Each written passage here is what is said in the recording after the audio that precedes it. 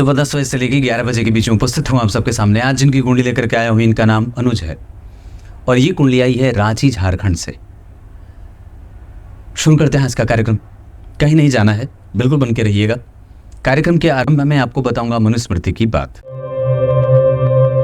भगवान मनु ने अपने आदि ग्रंथ मनुस्मृति में बात कही है और कही है कि आर्यावर्त जो पूर्व हिमालय से लेकर के पश्चिम समुद्र तक का जो विस्तार वाला क्षेत्र है उसे आर्यावर्त कहते हैं। पुनः पुनः उद्भवन्ति इति आर्यावर्तः, जो पुनः पुनः जिसका उद्भव होता है, उद्भवन्ति जो प्रत्येक बार उद्भव होता है उसे ही आर्य कहते हैं।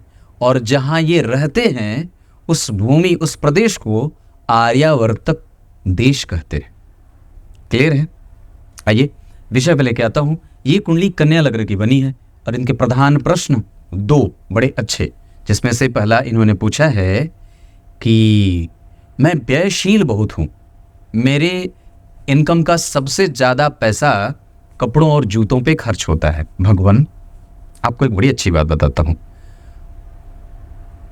डकार आने के बाद, ध्यान से समझिएगा, मेरी तरफ देखिए, डकार आने के बाद जो व्यक्ति भोजन करता है वो भोजन नहीं करता, वो दो चीज़ें खाता है, दो चीज़ों का भक्षण करता है। डकार आ जाए मतलब अंदर से आवाज़ आ गई तो वो तृप्ति का सूचक है। और उसके बाद भी जो व्यक्ति भोजन कर रहा है वो भोजन नहीं कर रहा, वस्तुतः वो दो चीज़ें खाता है जो बहुत ही जघन्य निकृष्ट होती हैं। एक, वमन किया हुआ भोजन उल्टी करके जो पुनः कोई नहीं खा सकता, आप वही खा रहे हैं। और दूसरा, विष्टा का पान कर रहा है। इसलिए जितनी आवश्यकता है अगर उतने में ही आपके काम चल रहे हैं तो निस्संदेह उतनी अच्छी बात है। पर अगर आवश्यकता नहीं है और उसके बाद भी आप अपने आप को लाद रहे हैं तो वो दोष का कारण बनता है और इससे दोष लगता है। इसका अर्थ ये नहीं है कि आपके पास धन की समस्या नहीं होगी और इसका अर्थ ये भी नहीं कि आप धनवान नहीं रहेंगे। ये सारी चीज़ें, इस कुंडली में धनवान योग लगा है, शुक्र की स्थिति बनी है, मालव्य योग बना रहे हैं, शुभकर्त्री योग इस कुंडली में लगा है। इससे बढ़िया और क्या हो सकता है। लेकिन इसका अर्थ ये है कि हम उसे कितना ही सुनियोजित कर सकते हैं, मिमेकेबल कितना हो सकते हैं, ऐसा खर्च करने के पीछे ये आपको मैंने एक सिद्धांत बताई। आपका जन्म दक्षिणायन में हुआ है, इस वजह से आप थोड़े से खर्चीले स्वभाव के भी होते हैं और थोड़े कड़वे भी हो जाते हैं। और कई बार व्यक्ति एक बार में सही कदम नहीं उठाता, उसी चीज़ को रिपीट करके दूसरी बार सही करता है। ऐसा करने से ज़्यादा बढ़िया है एक ही बार में अच्छे तरीके से चीज़ें करी जाएं। हेमंत ऋतु शुक्ल पक्ष के 9वीं तिथि के चंद्रमा शुभग होते हैं, इस वजह से व्यक्ति के पास धन हानि नहीं है और कोई विशाल धन की राशि जो है वो नुकसान में जाने वाली नहीं है। विपुल धन राशि नुकसान में नहीं जाएगी। शुक्ल पक्ष के रविवार पित्ताधिको अति चतुरस तेजस्वी समरप प्रिय दाता दाने महोत्साही सूर्यवारो भवे नरः।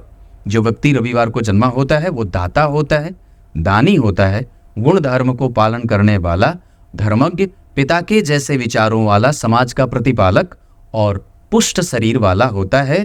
थोड़े लालिमा लिए हुए नेत्रों को जन्म में रखता है। वैसे अगर आप प्रजा को पोषित करने के गुण दोष से युक्त होंगे तो आपके पास धन की हानि कभी भी नहीं होगी और धन का सदुपयोग होगा। क्लियर है? जितनी ज़्यादा आवश्यकता बढ़ाएंगे उतनी ही ज़्यादा ये शरीर आपसे मांगेगी। इस वजह से उसकी आवश्यकताओं को थोड़ा कम करिए, दान पुण्य पे अपने धन का शोधन करिए और उसे शुद्ध करने की कोशिश करिए। ब्राह्मणों को दान दीजिए, मंदिर निर्माणकर्ताओं को दान दीजिए, गरीब ब्राह्मणों को दान दीजिए। मंदिर के निर्माण में, ग्रंथों के अध्ययन में, ग्रंथों के दान में, पशु की सेवा में, गौ माता के सेवा में, उनके भोजन और रहने आदि के प्रबंध में अपने धन को लगाइए तो धन का शुद्धिकरण होता रहता है। माता पिता की सेवा में, माता पिता के सत्कार में, गुरुजनों के आदर में जितनी भी चीज़ें होती हैं वो देने से धन की शुद्धि होती है ना। दानम दुर्गति नाशनम वाली बात है। तो ये बात मैंने इतनी बताई। आपका जन्म चंद्रमा बहुत अच्छा है, उत्तरा भाद्रपद ये शनि का नक्षत्र, इस कुंडली के लिए शनि पंचमेश और षष्ठेश होकर के पंचम भाव को बलवान बना रहे हैं और शनि के ठीक पीछे राहु आपको धनवान भी बना रहे हैं। वस्तुतः यहाँ से कई बार व्यक्ति के निर्णय लेने की क्षमता प्रभावित भी होते देख रहा हूँ और दिमाग एक जगह शांत नहीं रहता, वो अशांति का सूचक भी हो जाता है। कई बार व्यक्ति के जो ग्रह हैं जो चतुर्थ भाव में बैठे हैं गुरु, अगर वो राहु से दृष्ट नहीं होते या चतुर्थ भाव में जो राहु हैं वो गुरु से दृष्ट नहीं होते और राहु अगर गुरु से दृष्ट नहीं होते तो अब तक आपकी शादी की स्थिति बन सकती थी, आपका विवाह हो चुका होता। पर ये जो शनि, जैसे देखिए आपकी कुंडली में चौथे भाव में पापग्रह की राशि नहीं बनी है पर पापग्रह बैठा है। शुभ ग्रह की राशि में पापग्रह का बैठना अच्छा होता है, गुरु की दृष्टि मतलब बहुत अच्छी बात। पर इस राहु के पीछे मंगल और आगे शनि, यानी कि चतुर्थ भाव को पाप कर्त्री लग गया। इस कारण से कई बार छत्र चमर और जहां व्यक्ति को खर्च करना चाहिए वहां वो कई बार खर्च नहीं करता और जिस व्यक्ति को जिस चीज पे क्रोध करना चाहिए कई बार वो वहां क्रोध नहीं करता। आपकी कुंडली में राहु और केतु दोनों ही की दशा है निश्चित रूप से बहुत ज्यादा अच्छी जाने वाली, और वो सिर्फ इसलिए क्योंकि आपकी कुंडली में राहु के ऊपर गुरु का बल है या गुरु का प्रभाव है। ये आपकी कुंडली में ब्राह्मण वर्ण और मनुष्य गण के हैं, इस वजह से ईर्ष्या है, द्वेष है, छल है, कपट है, मोह है, मात्सर्य है, प्रमाद है, आलस्य है, गुण है, दोष है, धर्म है, अधर्म है और कई बार व्यक्ति के पास वर्चस्व स्थापित करने का गुण दोष भी है। उसे गुण भी कहेंगे और दोष भी कहेंगे, दोनों ही चीजें। दशमांशा कुंडली में लग्न में शनि का बैठना धनेश होकर के और धन भाव में उच्च के मंगल का बैठना धन सूचक। तृतीय भाव के अधिपति का लग्न में परिवर्तन के साथ बैठना ये व्यक्ति को कम्युनिकेशन के क्षेत्र में इंटरनेट से जुड़ करके धन कमाने वाला और पारंगत और सुशील बनाता है। इसके अतिरिक्त व्यक्ति बड़ा ही चीर परिचित और समाज का पोषक होता है। इसके अतिरिक्त चौथे भाव में शुक्र का प्रभाव, यहाँ पे धनाढ्य और धन संपत्ति के मामले में ये कुंडली कभी भी कमजोरी को प्राप्त नहीं हो रही है। पंचम भाव में सूर्य चंद्रमा का बैठना व्यक्ति को कई बार डिप्रेसिव निर्णय लेने वाला, कई बार जल्दबाजी में आकर के निर्णय लेने वाला और थोड़ी बहुत चिंता के साथ उसके जीवन की नैया पार होते देखी जाती है।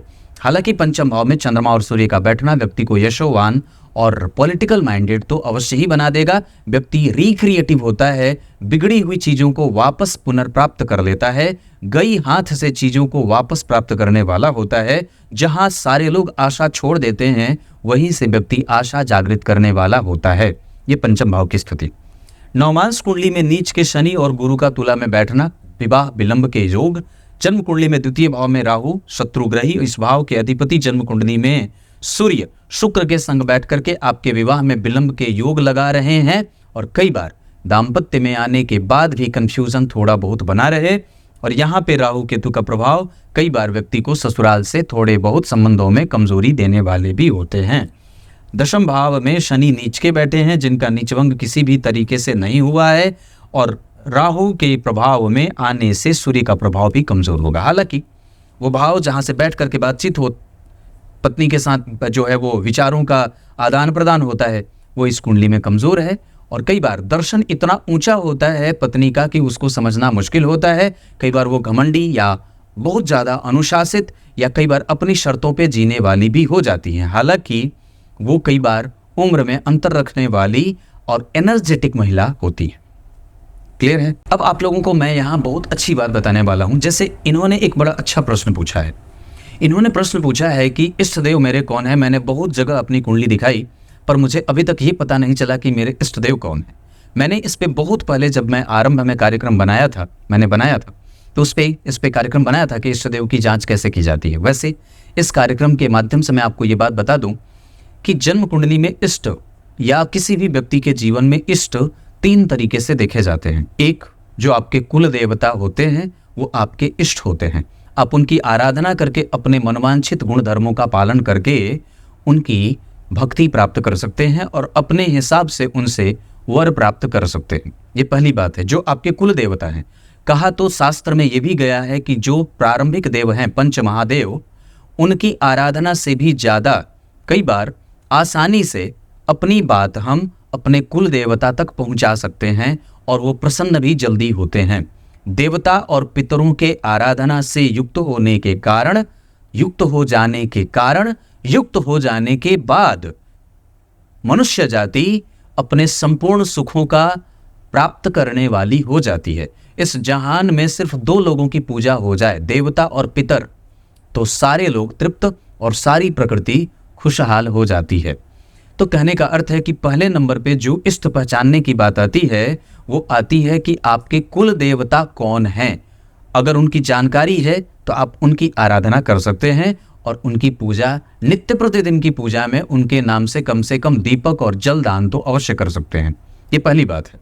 दूसरे नंबर पे बात आती है कि आपके स्वप्न के माध्यम से आप अपने इष्ट को जान सकते हैं। जैसे आप सोते समय आपका जो अवचेतन मन है वो किस परमात्मा की तरफ आकृष्ट हो रहा है, आपका मन किसका स्वप्न ज्यादा देख रहा है, आपका अंतर्मन किसके प्रति झुका हुआ है, आपका जुड़ाव किसके तरफ हो रहा है, आप रेगुलर किसके स्वप्न देख रहे हैं, स्वप्न में किस देव और विग्रह का दर्शन हो रहा है, किससे आप अपनी बात आसानी से रखने की योग्यता रख रहे हैं, चाहे ऐसा भाव जागृत हो रहा है कि मेरी श्रद्धा इनके प्रति ज्यादा है, इससे भी इष्ट की आराधना होती है, इससे भी इष्ट को जांचा जाता है। ये दूसरी बात है कि आपका मन किसकी तरफ झुका हुआ है। क्लियर है। तीसरे नंबर पे बात जो ज्योतिष शास्त्र में वर्णित है उसमें बात आती है। तीसरे नंबर पे बात सामान्यतया पंचम भाव में जो राशि बनी है उस भाव के अधिपति को इष्ट देव करार दे दिया जाता है, पर वस्तुतः ऐसा सर्वमान्य नहीं है। कारण है कि अगर दो लोग सामने से आए और दोनों की कुंडली सिंह लग्न की बन जाए या दोनों की कुंडली धनु लग्न की बन जाए तो दोनों की ही कुंडली में पंचमेश एक हो जाएंगे और इस स्थिति में दोनों के इष्ट देव एक ही बनेंगे, जबकि ऐसा बिल्कुल भी संभव नहीं है। ऐसा बिल्कुल भी संभव नहीं है कि दो सामान्य कुंडलियां, दो एक ही जन के कुंडली, दो जन के कुंडली में एक ही इष्टदेव बन जाए। ये प्रत्येक व्यक्ति के लिए अलग अलग होता है। सामान्यतया जैसे प्रश्न कुंडली प्रत्येक व्यक्ति के लिए अलग होती है। अब प्रश्न ये उठता है कि ज्योतिष के माध्यम से कैसे इष्टदेव को जाना जाए। इस पे जैमिनी ज्योतिष आपकी बड़ी सहायता करता है। जैमिनी ज्योतिष के सिद्धांत के अंतर्गत अगर जन्म कुंडली में सर्वाधिक अंशों के साथ जो ग्रह विद्यमान है, ध्यान से समझिए, मुझे देखिए, सर्वाधिक अंशों के साथ जो ग्रह विद्यमान है वो कौन सा ग्रह है।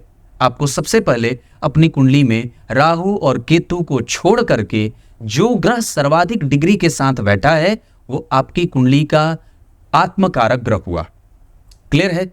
और वो आत्मकारक ग्रह आपके नवांश कुंडली में जहां बैठा है उस भाव के ठीक पिछले भाव में जो राशि बनी हो उस भाव के अधिपति ही आपके इष्ट देव होते हैं।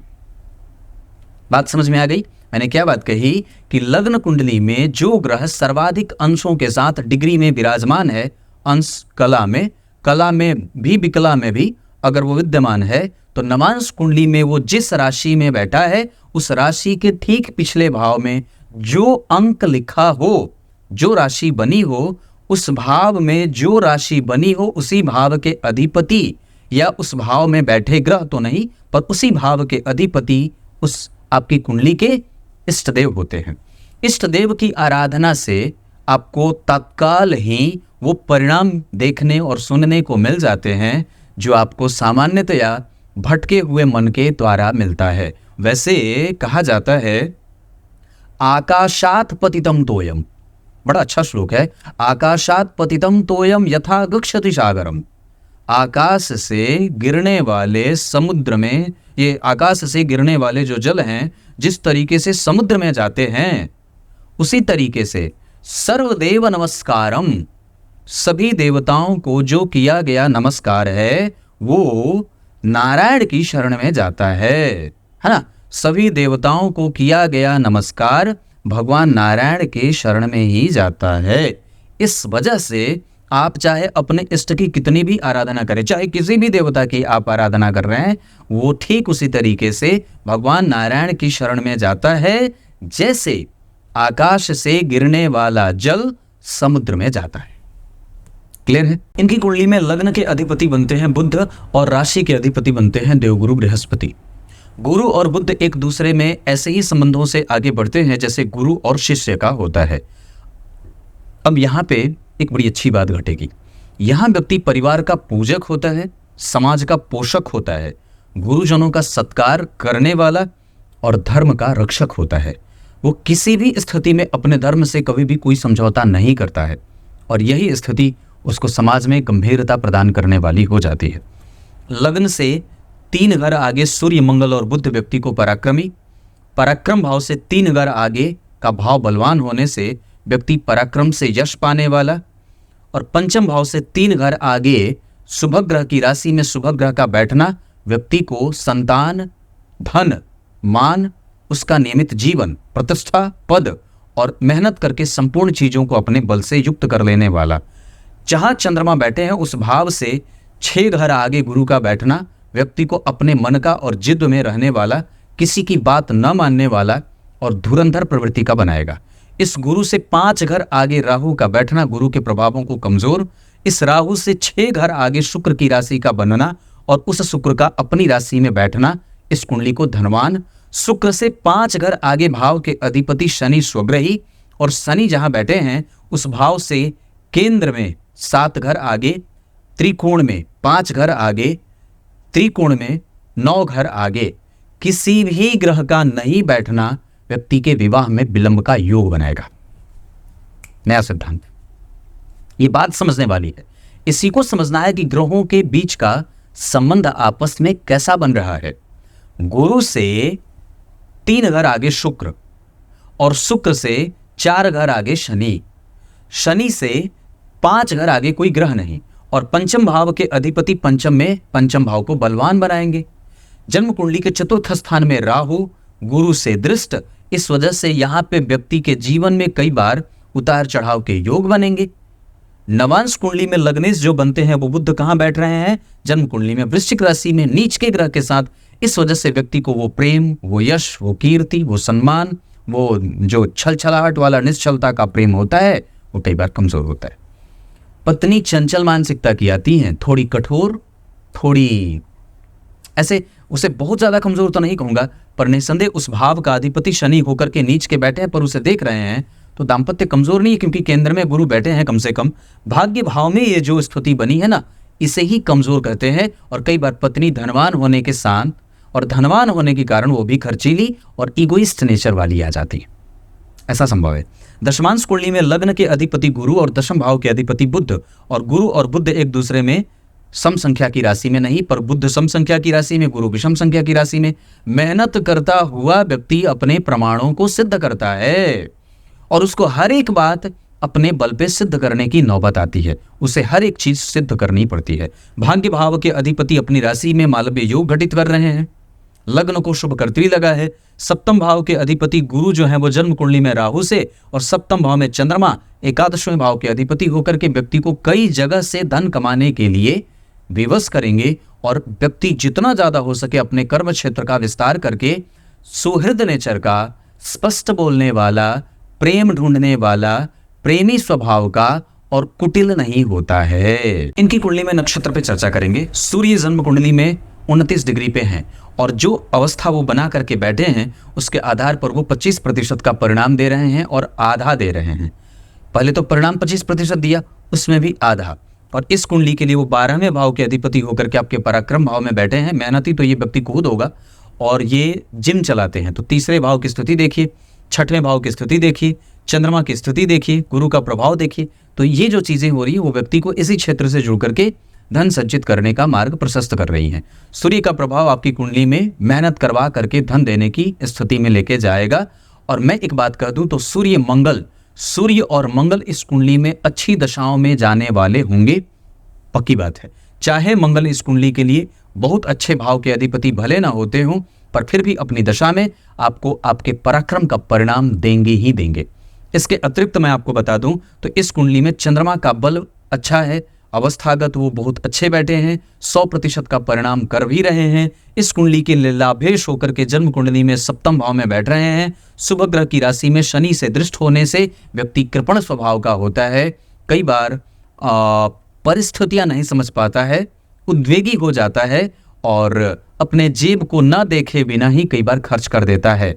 हालांकि व्यय व्यक्ति का फिर भी गलत दिशा में नहीं है पर निस्संदेह उसे और भी ज्यादा नियंत्रित करने की आवश्यकता रहेगी क्योंकि 12वें भाव पे गुरु कन्या राशि के बैठे हैं, सिंह राशि के बैठे हैं और उस पे राहु की दृष्टि है।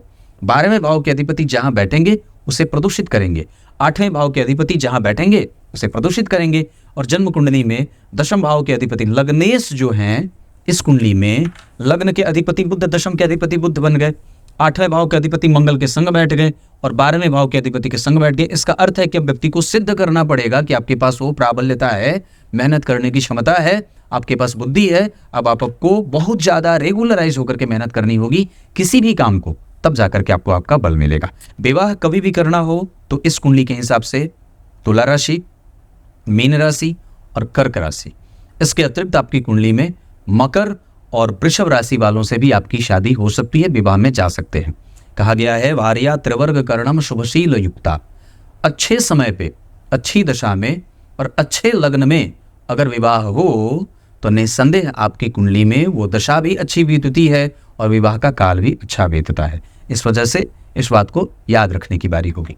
इस कुंडली में धन योग कमजोर नहीं है, राहु है, चल अचल संपत्ति भी देंगे। इस भाव का अधिपति इन्हें देख रहा है तो राहु योग कारक होंगे और इस कुंडली में तो राहु की दशा वैसे भी कभी कमजोर नहीं जाने वाली है।